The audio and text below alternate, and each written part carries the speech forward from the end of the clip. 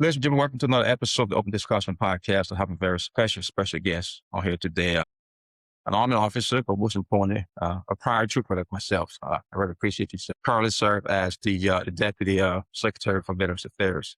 It was an outstanding job, sir. I've been following you on LinkedIn a lot, and I really appreciate the information you put out there, just to educate as far as the public and what the VA is doing. I very appreciate you. So you were serving some different capacity. We have something in common because I'm a prior trooper, you're a prior trooper. You currently work at VA. I used to work at VA. Used to work at EY. Used to work at EY. So what's Oh going on my here? goodness. Oh You know, my goodness. I appreciate you, sir. You serve in different capacities, sir. As I said, serve as a partner at EY, partner at PwC, and then vice president at IBM. You have a huge, in terms of experience and background you bring to your current position. Just to go into the conversation, so you served in the military as well as a finance officer. Why you pick finance, I don't know. I wish you could pick FA to be a military officer. We decided to do something else. That's okay. But just want to ask you, so what was your motivation really to overall serve? Sure, yeah. So my father was a career Army officer, so in many ways I grew up in the Army. We moved all the time. We were on Army bases. We always did Army things. And so when I went to college, I joined Army ROTC. It just seemed like the thing to do. I thought he had a very rewarding career in the military, and I thought, hey, be a great place to start. I didn't know that I would be interested in career, and I didn't. And it's funny how you mentioned the finance corps, because what happened when I first got commissioned, graduating from the University of Massachusetts, I was actually in the Air Defense Artillery. Don't ask me why, What but happened, I sir? but but I delayed going into the military to go to graduate school. And when they found out I got a PhD in economics, they said, "Hey, we think you should be in the finance corps." And that's kinda how I ended up in the finance corps. And I know you served for a long time in the military. I only served for a little less than 3 years, but they did ask me, "Do you wanna do some real military stuff?" And I knew one day if I did stick around, I would have to be in the real military, not the finance corps, maybe transfer to the infantry, and that's how I chose to go to airborne school. So I don't wanna mislead anybody. I did my 5 jumps. That's what I did. So That's I'm suspecting you did many more, but that's kinda how those that connects. that's amazing, sir. Doesn't matter if you have 5 gems, but just the idea of going to airborne school alone. I mean, it's a huge accomplishment. I believe when I went down to airborne school, 99 over Benny, they were the first jump me probably can recall. And I asked myself, what am I doing out here? The door opened, my legs started to shake. I thought, oh, Jesus Christ, here we go. But it was a good experience overall. So I really would like to appreciate you really for your service. Don't play the might have did 25, 35. You served. I mean, that's a huge accomplishment. But if you can just a little bit want to explore once you went to airborne school, do you have time really to explore the army itself and different positions you serve in and with your PCS? I mean, how was that for you? So certainly so I served my 3 years, that was my ROTC requirement. Then I got out and moved to Washington, DC. I became a consultant in the firms that generally work in and around government, so it gave me a real exposure to how government works. And you mentioned I was at, PricewaterhouseCoopers, Pricewaterhouse, Ernst& and Young, EY, and the like. And so after I finished all that, that's when I joined the first Trump administration as the Undersecretary for Benefits. So I was confirmed by the Senate. I was in the first administration, and that's where I really learned about the processes. So when President Trump won again, I was asked to come back and be deputy secretary. So I really thought that when you have opportunities like this, it's kind of your point about service. It happens in different ways and maybe not the time you want. But I always sat from afar and thought somebody could do better. And when you have the opportunity, you have to go, well, I guess you're going to be that somebody because you can't blame it on anybody anymore. And if you think you can do better, you should go and try. And that's really been my focus. Go and try to make things better for veterans. Go and address the problems, the challenges we have. And it's really exciting now. This time of the world, Secretary Collins is really focused on that. So it's really part of, exciting to be part of a great team working on these things. So that's a good way to segue to my first question. So you just talked about, based on your background, your overall experience, I would ask folks, what really interests you to work at the VA? Think you could stay in the public sector, private sector, non-profit, really, and have huge impact over the, but why the VA? Well, being a veteran, right? That's really important. I think it's very important that the senior leaders at VA are veterans. I mean, try to imagine this at the IRS. Could you imagine somebody there didn't pay taxes? I mean, you really have to know. I mean, you don't. Every person here doesn't have to be a veteran, but I think in the key positions, it really helps. And I also do think that at some point you realize, hey, look at the frustrations. Why do things take so long? You have to really go in and figure these out, and sort of say, hey, like, you gonna rely on people to do this who haven't done it before? Go try to make a difference. And I remember the first time I said, "Listen," then during some interview, I said, "Listen, you know, I might not be successful, but I'm going to try as hard as I can to deal with these issues, right? I'm not gonna sugarcoat it. I'm not gonna tell you I'm not gonna work on it." So I do think you have this moment where it can and should be better for veterans, and the only way that's gonna happen is if people step up, and it's exciting to be part of a team where everyone feels very similarly. Appreciate you, sir. Well, for folks who don't fully understand the VA, because believe it or not, a lot of service members and veterans don't understand what the VA does. When I used to work over the VA and VBS, I try to explain in three, whereas the VA is divided into three different components. You can correct me if I'm wrong. You got the VBA, the VHA, and that's supposed the National Security. What is not the 3,000 view, but for a young soldier or young officer, how will you describe, what the VA is and what the VA does really? Sure. Well, this is a really good question because essentially the VA is part of the commitment the American public has made to our folks who decide to enlist and join the military, right? Say, please join the military and protect us, take care of our way of life. And when you join the military, we expect you to give us the very best military in the world, not second place at all. We expect you to be well paid, hopefully, and that you'll have great experiences will translate later. But one day you will leave. You will leave. And when you leave, you'll become a veteran. And here's now where that promise continues, right? Under certain circumstances, you might get health care from us.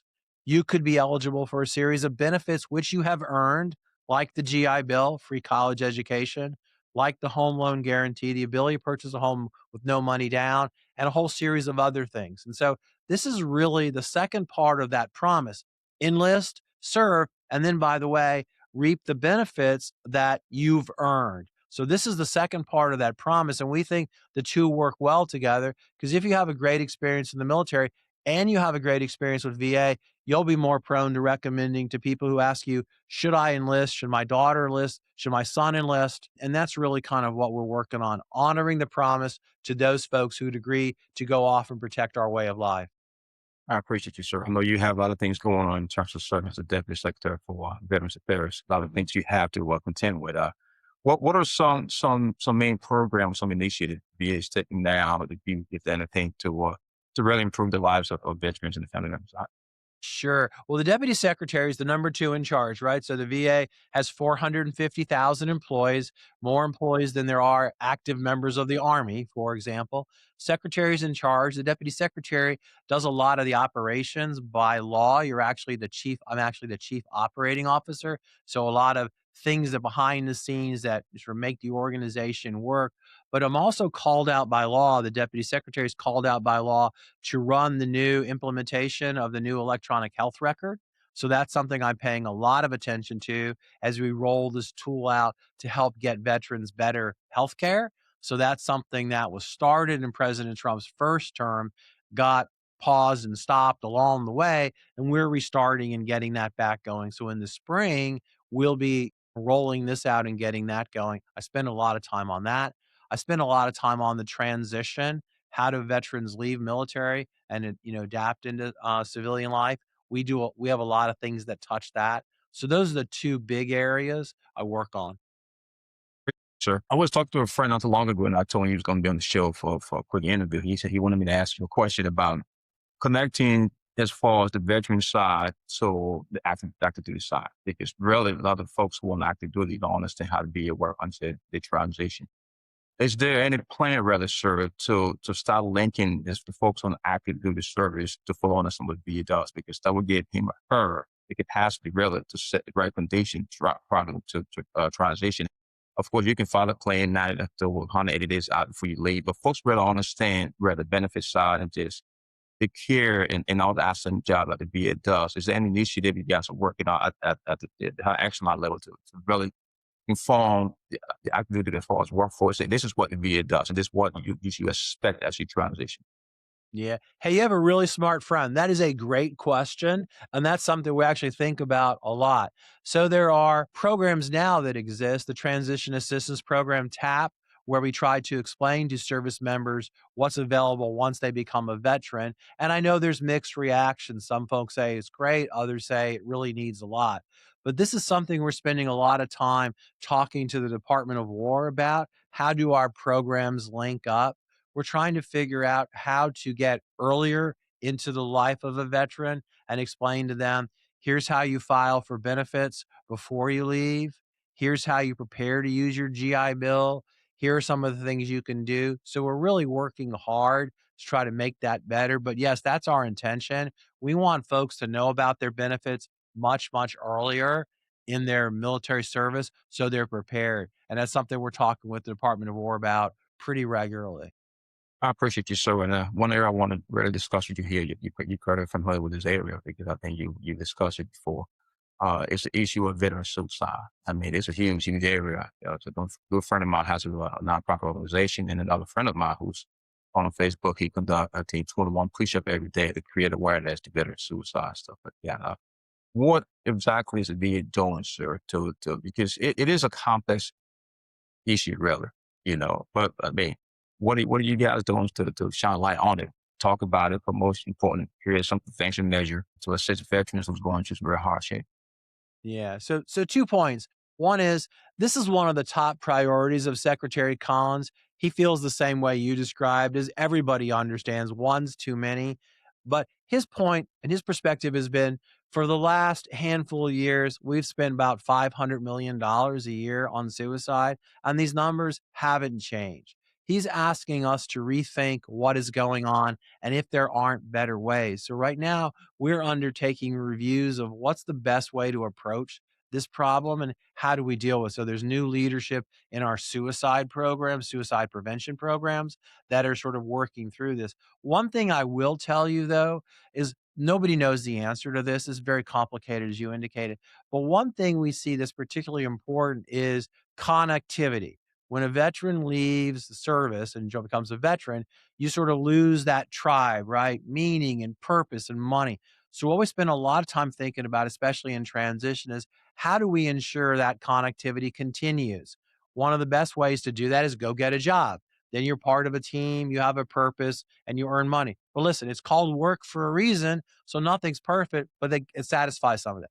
Perhaps you'll use your GI Bill and go to school. And now you're part of the team, right? You go to class, you're that. But we also want to make people aware of other stuff. Like you can participate by joining a faith-based community, right? Go to church if that's your thing, participate in that. So we're very focused on the connectivity at a minimum to think about how we deal with a much larger issue. But there's more to follow as we really get our hands around this. And the secretary's been really good about saying, not all answers will come from the VA.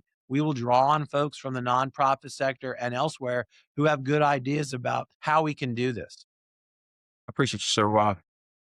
I've had very positive encounters with my VA over here on the Carolina side, South Carolina. Too. We have one of the best VA, I mean, in terms of just benefits and overall healthcare service.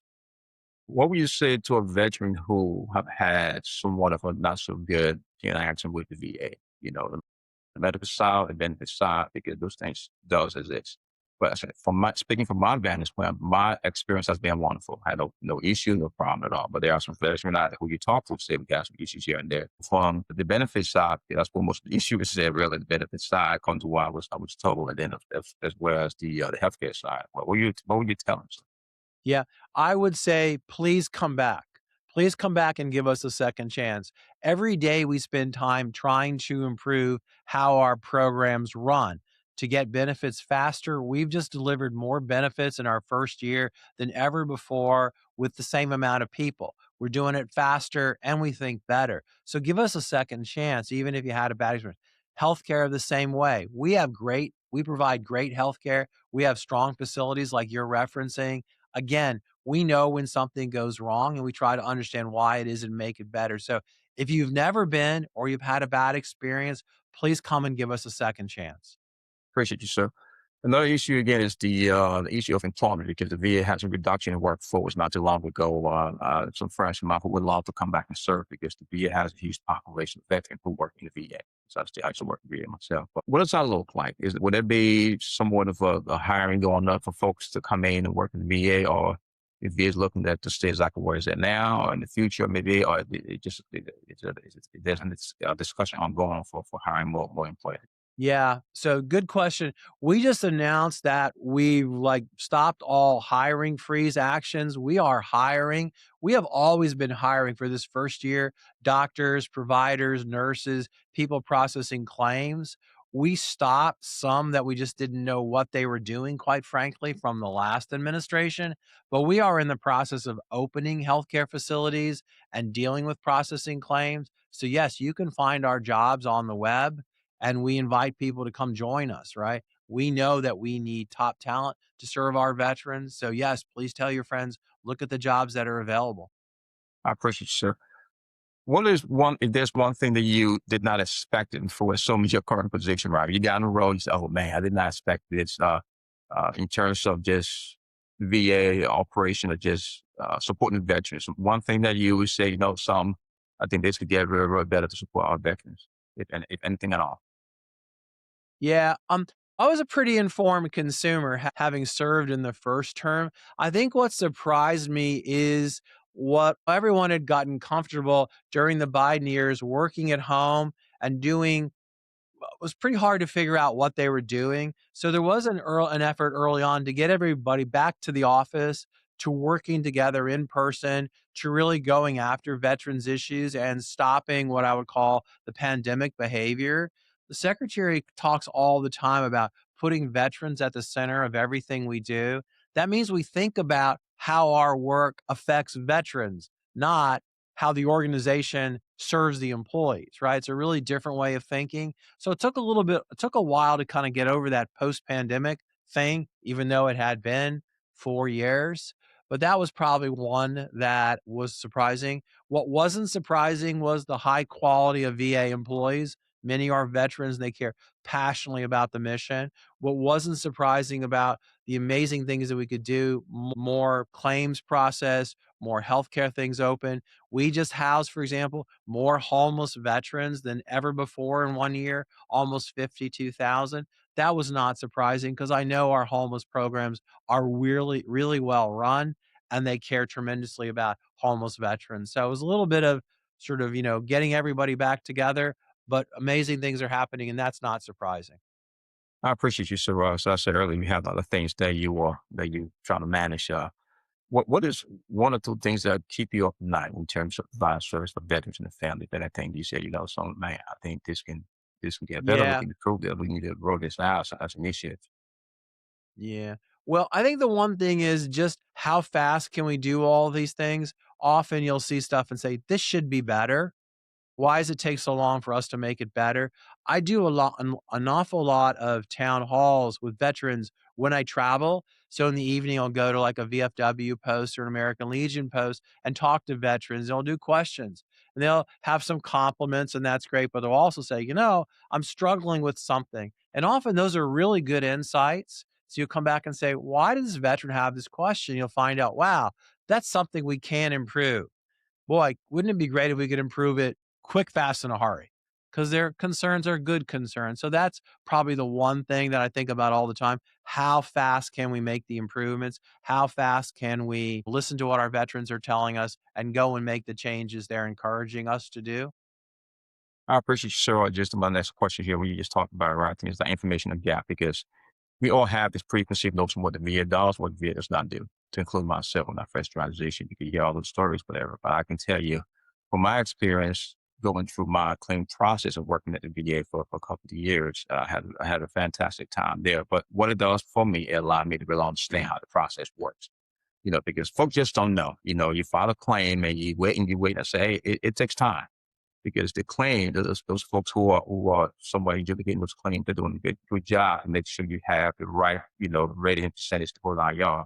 My question here is in terms of information flow, how you think we can help, as veterans to transition and to have the right information in terms of this is how the claim process works. If we work with you different forms of submitting claims.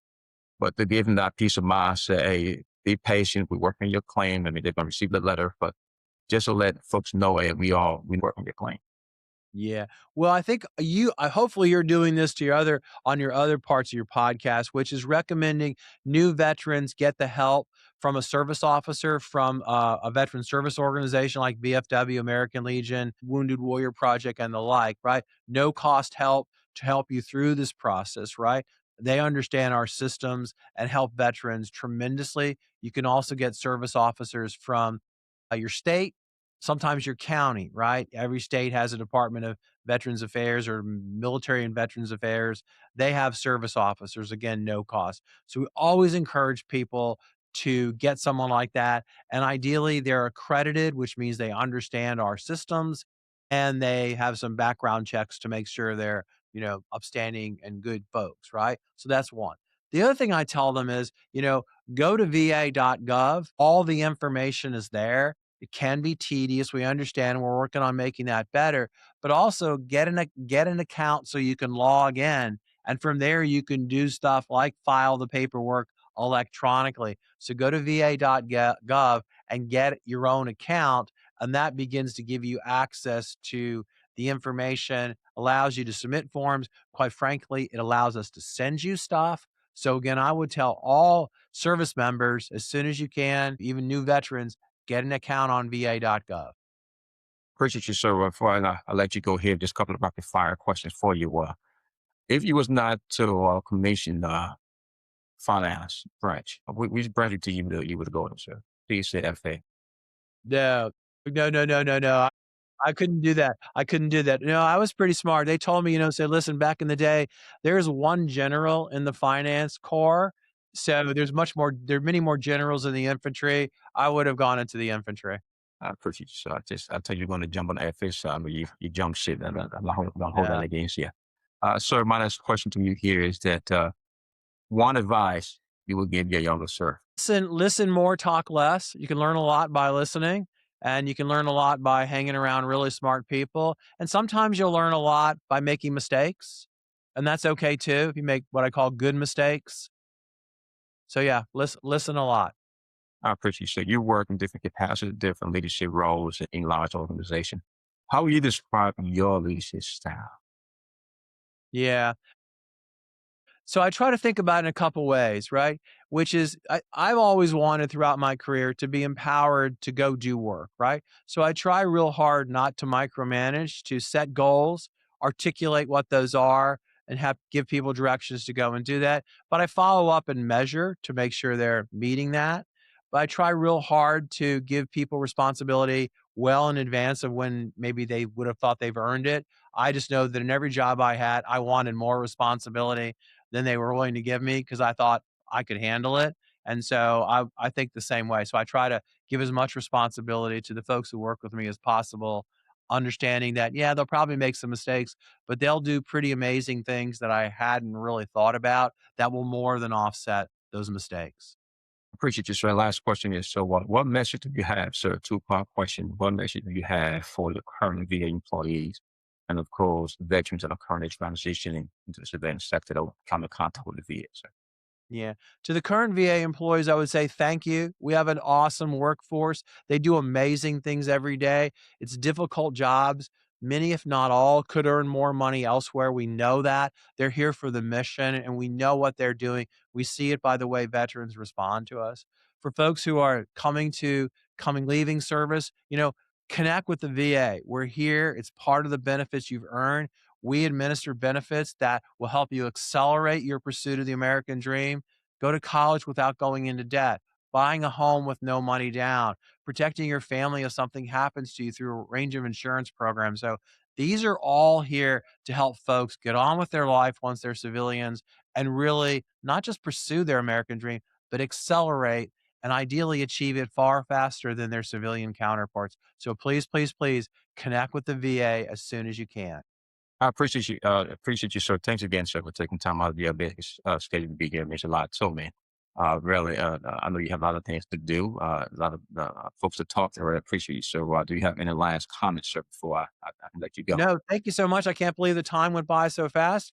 I hope you'll invite me back when your friends have more questions we can go through. I appreciate you, sir. Take care, sir. Thanks a lot. God bless you. Okay, I appreciate you. Hey, thanks so much.